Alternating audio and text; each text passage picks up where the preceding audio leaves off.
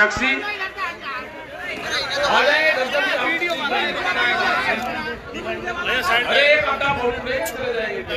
आदरणीय अध्यक्ष जी, सभी किसानों, नौजवान साथियों, पत्रकार बंधु, पुलिस प्रशासन के लोग, मेरी माताएं, बहनें, यहाँ पे आज जो प्रोग्राम होना था 17 तारीख को बारिश के कारण स्थगित हुआ। सब लोगों को एक बड़ी मायूसी सी हुई, बड़ी तैयारी थी। फिर मीटिंग रखी गई, दोबारा ये आज मीटिंग हुई। ये कोई कमजोर मीटिंग नहीं है, हमारे पे वो व्यवस्थाएं नहीं है जो सरकार कर देती है। ये इतनी मीटिंग है कि इसकी आप 4 मीटिंग कर सकते थे। भाई यहां पॉलिटिकल वाले क्या करते हैं कि यहां से ऐसे लगा देंगे, वहां से ऐसे करनाथ लगा देंगे, वहां से ऐसे लगा देंगे, कुर्सी पे बैठा देंगे, तो इसी कोई मीटिंग को 6 गुनी बढ़ा देंगे। बहुत बड़ी तादाद में मीटिंग है और यहां से तो वे जिम्मेदार लोग, आप सब लोग आए, जिनके पीछे गांव, समाज, आप जो बताओगे उसको लोग मानते हैं। हालात खराब है देश के, ये समझ लेना। हालात खराब है देश के। 1 साल हो गया आंदोलन को। दिल्ली के अंदर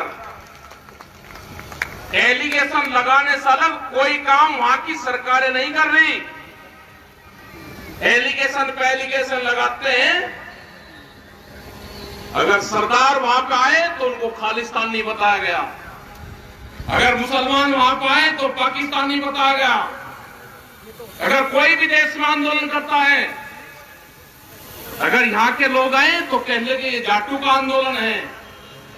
मतलब एक बिरादरी को दूसरे से तोड़ने का काम ये सरकारें करती है। इसने उत्तर प्रदेश के अंदर दंगे करवाए, यहां पे हिंदू मुस्लिम करवाया उत्तर प्रदेश में। ये हरियाणा के अंदर गए तो जाट और नॉन जाट की राजनीति करी। ये गुजरात के अंदर गए तो पटेल और नॉन पटेल की राजनीति की।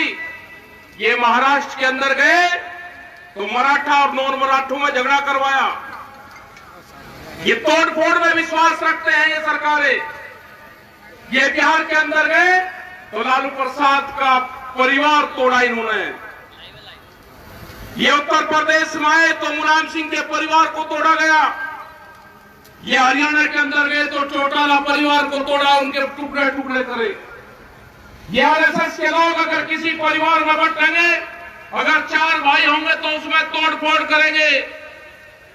इनसे बच के रहना, इनसे खतरनाक आदमी नहीं हो सकता। अभी नई भर्ती चल रही है, जो मेरे नौजवान पढ़े लिखे हैं, आईएएस पढ़ लिख के बहुत लोग समझते हैं कि मेरा लड़का कलेक्टर बनेगा। अब नहीं बनेगा कलेक्टर। नए आईएएस भर्ती कर रहे हैं, बगैर पेपर के आईएएस बनेंगे देश में। करीब 40 के आसपास बना दिए गए और 350 से ज्यादा और बनेंगे। जितनी भी नौकरियां हैं,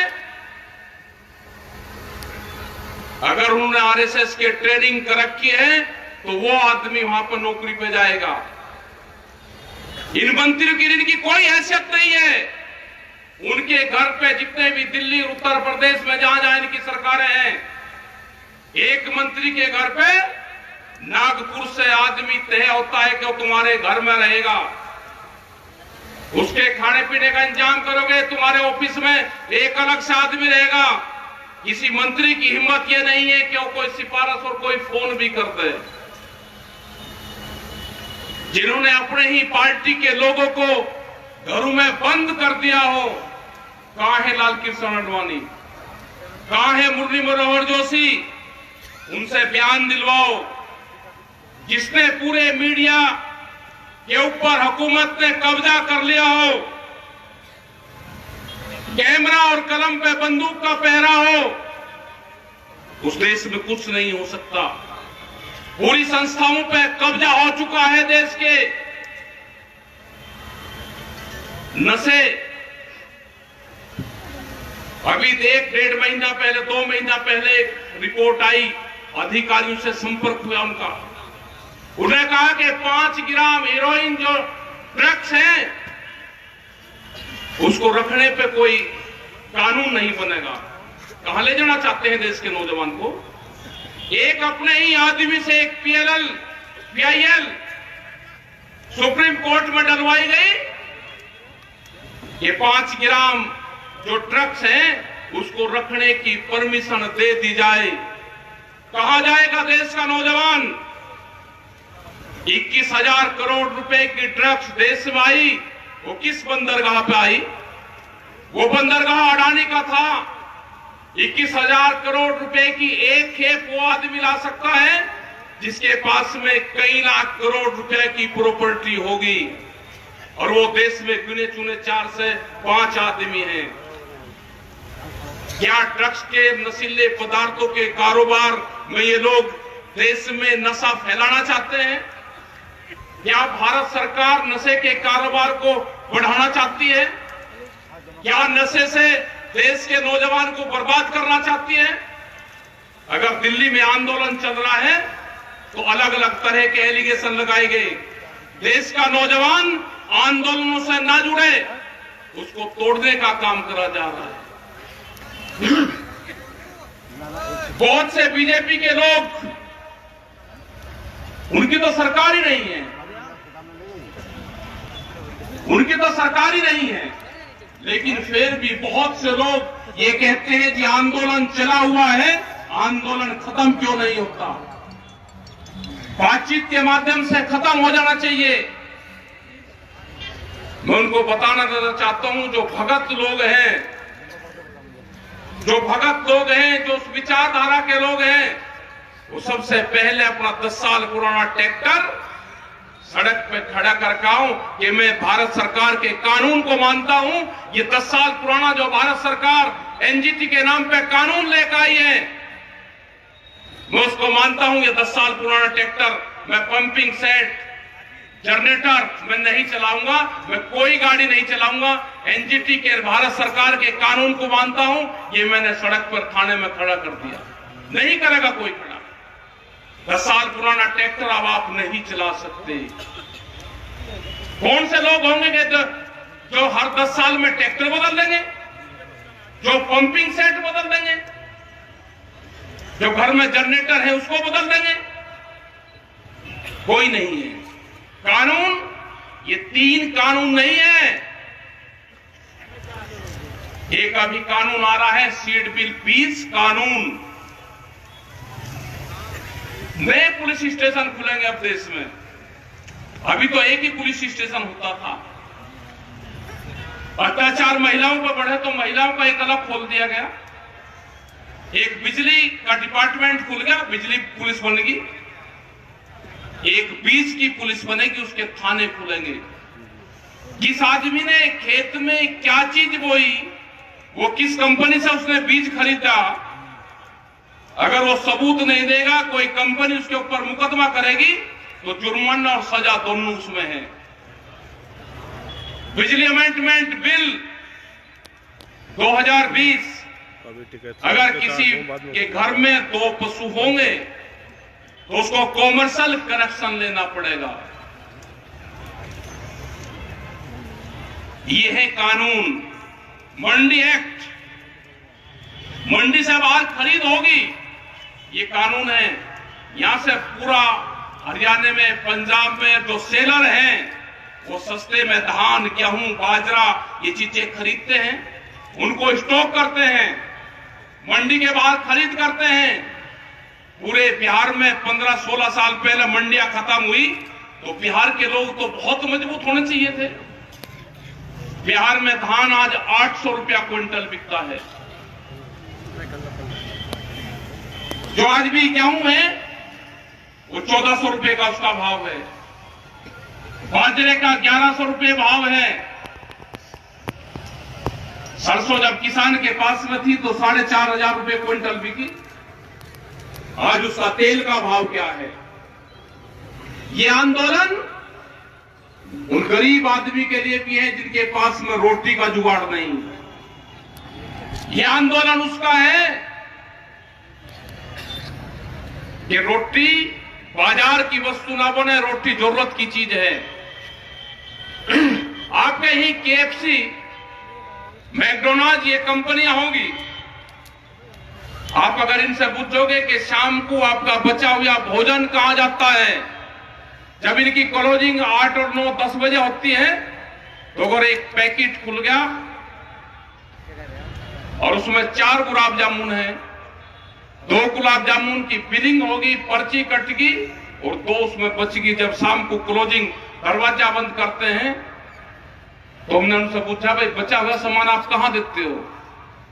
उन्होंने कहा जे डस्टबिन में, कूड़े में वे डालते हैं, कैमरे के सामने डालेंगे। अपने नौकर जो कर्मचारी उनके वहां पे काम करता है उसको भी 2 गुलाब जामुन वे नहीं दे सकते। ये फूड चेन की कंपनियां हैं। ये भोजन पे जिनका जो अधिकार जमाना चाहते हैं कंपनी, जो अनाज पे अधिकार जमाना चाहते हैं, जिन्होंने बड़े बड़े गोदाम देश में बनाए, जो रोटियों को तिजोरी में बंद करना चाहते हैं, ये उसका आंदोलन है। और ये आंदोलन, ये सरकार कान खोल कर सुन ले, ये सरकार, ये आंदोलन जब तक कानून वापसी नहीं होंगे, ये आंदोलन खत्म नहीं होगा। गलत फहमी में मत रहना।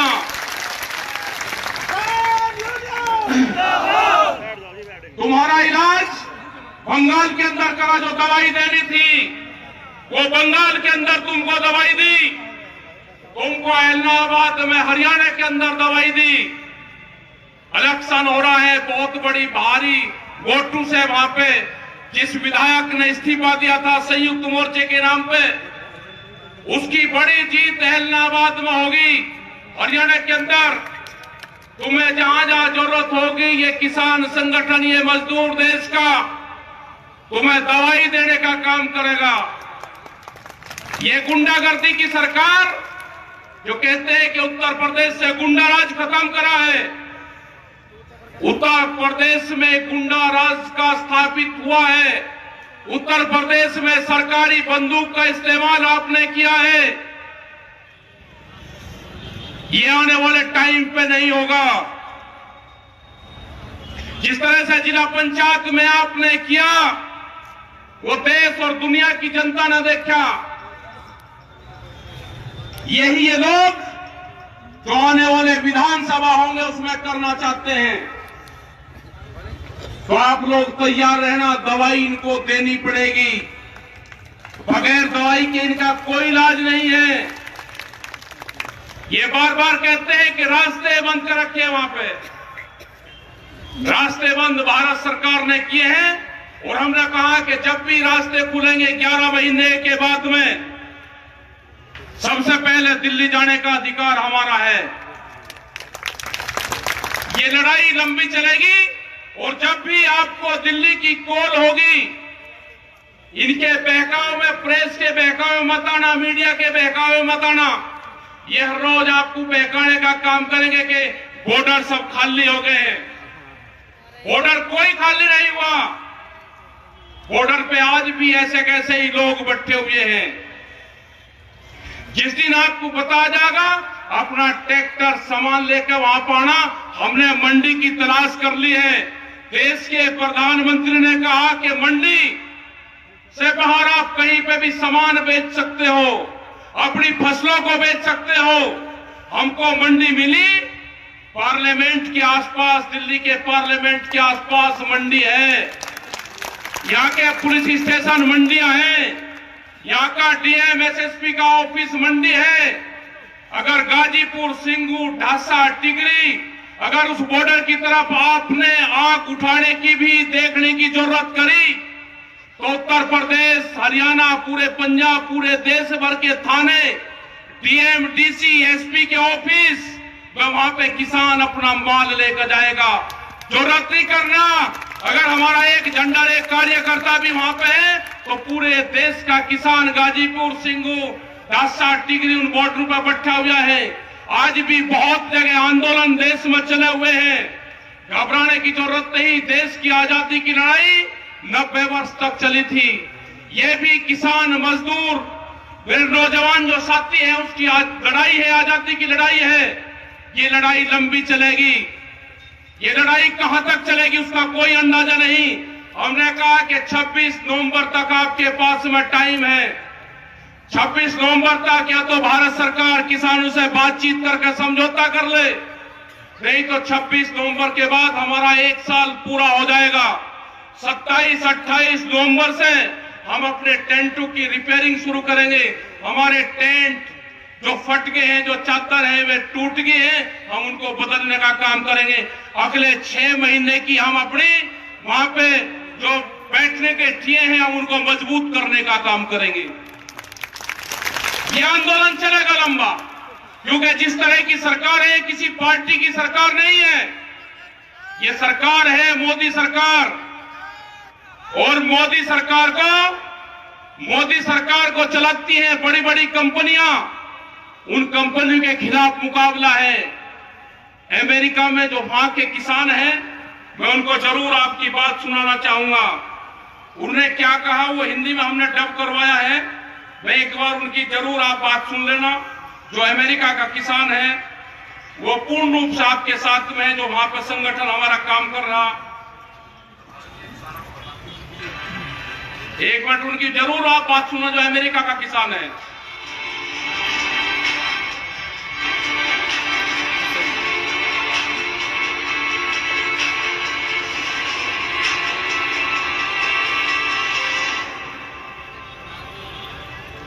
मेरा नाम मिस्टर डेविस है। मैं मिसौरी का एक रिटायर्ड फौजी और किसान हूँ। मैं भारतीय किसानों को बताना चाहूंगा कि मुझे उन पर बहुत फक्र है। उनका फैसला बिल्कुल जायज है। हम भी भारत के किसानों के एकदम साथ हैं। हम उनके संघर्ष को समझते हैं और उनकी मुश्किलों को भी। हम भारत के किसानों पे बहुत गर्व करते हैं, जो अपने हक के लिए, जो अपनी इज्जत के लिए सरकार के खिलाफ जबरदस्त संघर्ष कर रहे हैं। मुझे फख्र होता है भारत के किसानों पर। अमेरिका में तो विरोध करने के लिए किसान ही नहीं बचे हैं। मैं भारतीय किसानों की दाद देता हूँ कि आपने अपनी आवाज बुलंद की है। मैं एक युवा किसान और एक मजदूर भी हूँ।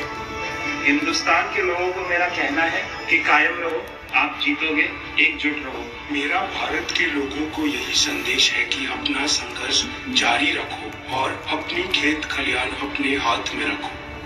मेरा संदेश किसानों के लिए यही है कि आप अपना संघर्ष जारी रखो। हमारी लड़ाई एक ही है, हम आपके साथ हैं।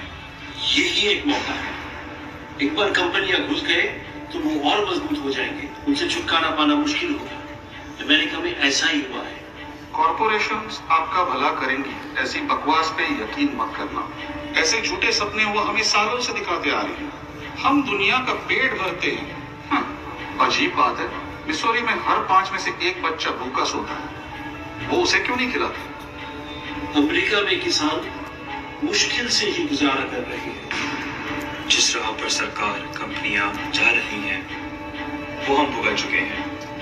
हमारे किसान ये सब देख चुके हैं, इसलिए वे भारत के किसानों को सावधान करना चाहते हैं कि ऐसा मत होने दें। सच बात तो ये है कि अमेरिकी किसान मायूस हो चुका है, उन्हें कुचल दिया गया है, वो थक चुके हैं। भारत की तरह यहाँ भी वो खुदकुशी कर रहे हैं। जो बच्चे खुशे किसान हैं वो कंपनियों से डर कर रहते हैं। ये अमेरिका के किसान थे जिनका ऑडियो जो इंग्लिश में था वो हिंदी में डब करवाया गया, वो सुनाया गया, और पूरी दुनिया की ये लड़ाई है। ये अकेले भारत की नहीं है, ये हालात पूरे देश में हुए हैं, पूरी दुनिया में हुए। जो बड़ी कंपनियां हैं उन्होंने कहा कि सोने पे व्यापार नहीं करना, अब मोबाइल पे व्यापार बहुत हो गया, अब भूख के ऊपर व्यापार करना है। भूख 1 साल में आदमी को 700 बार लगती है, और सुनना जो महिलाएं पहनती हैं वो 1 साल में 17 बार पहनती है। तो भूख पे व्यापार करने का इन बड़ी कंपनियों ने ठान लिया है। आपकी जमीनें जाएंगी, ये इसमें नहीं लिखा हुआ है कॉन्ट्रैक्ट में, लेकिन जो हालात बने हुए हैं, फसलें हम दिन के उजाले में भी नहीं बेच पाते, और जमीनें हम रात को भी अगर पैनामा करना चाहें तो जमीनें हमारी बिकती है। अपनी जमीन बचानी है, अपनी फसल और नस्ल बचानी है, तो इस आंदोलन का हिस्सा बनो। अगर ये आंदोलन फेल होगा तो आने वाले टाइम पे नहीं कि कोई दूसरा आंदोलन कोई खड़ा हो जाएगा। वे 14 करोड़ नौजवान जो देश के प्रधानमंत्री ने झूठ बोल के उनसे वोट लिया है उनका कि 2 करोड़ नौकरियां हम हर साल देंगे, वो 14 करोड़ नौजवान हैं जो आज नौकरी की तलाश में ढूंढ रहा है। उनको तो मिली नहीं, लेकिन जिनकी नौकरियां थी वो भी बहुत नौकरियां गई। बहुत से संस्थान देश के बिखरे हैं, रेलवे, टेलीफोन, LIC, बहुत से संस्थान, समुद्र के किनारे रेलवे की खाली जमीनें, मंडियां, मध्य प्रदेश की 182 मंडियां बेच रहे अभी। उत्तर प्रदेश में भी जो मंडियां हैं उनकी जो खाली जगह है उनको भी बेचने का काम करेंगे। आपके यहां पे सड़कें बन गई। अब कोई भी आदमी NH नेशनल हाईवे के पास में गुमटी लगा के चाय नहीं बेच सकता। वो कानून आ गया देश में। उसको पेट्रोल पंप की तरह लाइसेंस लेना पड़ेगा और उसने काम करना है। तो ये बहुत से कानून आ रहे हैं, इसका अगर विरोध करना, इस मोदी सरकार का अगर विरोध करना है तो आपको एक नजर अपने खेत पर रखनी पड़ेगी और दूसरी नजर दिल्ली के आंदोलन पर रखनी पड़ेगी।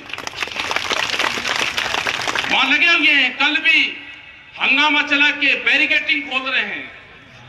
बैरिकेटिंग खोल ले, हमने एम्बुलेंस को जाने दिया जो भी वहां पे गाड़ियां आ रही है, लेकिन अपने पक्के टेंट भारत सरकार ने अपनी सीमा में लगा रखे हैं।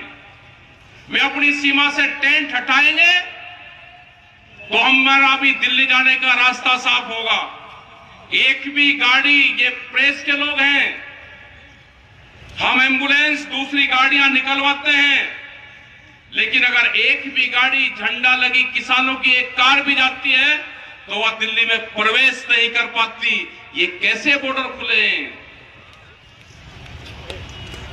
ये पूर्ण रूप से देश के किसानों को, देश की जनता को भ्रमित कर रहे हैं। हम चाहते हैं कि बॉर्डर खुले, हम लोग भी पार्लियामेंट के आसपास, दिल्ली के मॉल के आसपास अपनी फसलों को बेच सकें, अपनी बात भारत सरकार को कह सके। हम भी जाना चाहते हैं। अगर बॉर्डर खुलेंगे तो सबसे पहले प्रभावित लोग ये देश का किसान है जो पिछले 11 महीने से दिल्ली के दरवाजे पर बैठा हुआ है कि दिल्ली की बादशाह कब अपना दरवाजा खोलेगी और हम दिल्ली के अंदर एंट्री करेंगे। अपना ध्यान रखना, आपकी पंचायत बहुत मजबूत पंचायत आपकी हुई, इस पर हमेशा ध्यान रखो, इन पे कायम रहो। और विजयपाल सिंह ने, सब लोगों ने, यहाँ की पूरी कमेटी ने, अध्यक्ष जी ने, जितने भी लोग यहाँ पे हैं, इन्होंने सबने बहुत यहाँ पे मेहनत करी। हताश होने की कोई जरूरत नहीं है। अपने ट्रैक्टर का मुंह दिल्ली की तरफ करवा कर रखना, इनकी हिम्मत नहीं कि आपको रोक सके। आपका धन्यवाद। जय हिंद, जय भारत, जय मुरादाबाद।